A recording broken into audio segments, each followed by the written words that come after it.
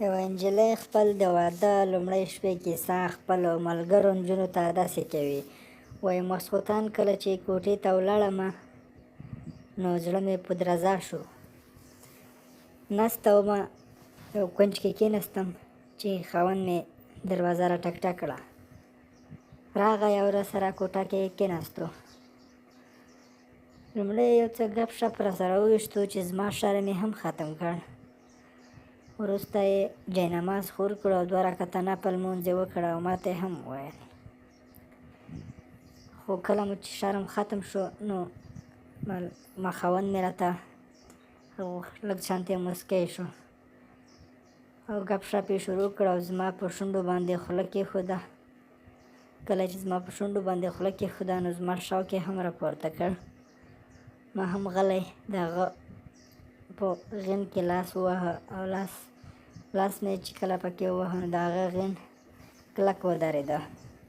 وروسته هغه غلی لاس را تېر کړ او خط او پرتوګ یې رانه وباسل. هغه هم خپل خط او پرتوګ وباسل.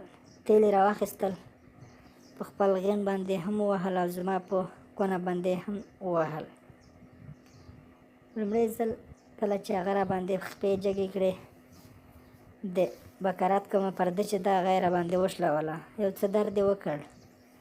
لومړي ځل زه پوه شوې نه یم، یو ناڅاپه مې د اخ ناره د خولې څخه ووتله.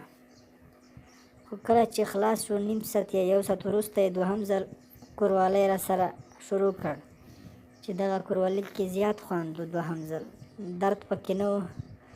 دومره په شوق راغلم چې دا رانه هېر شو چې زه نوې یمه.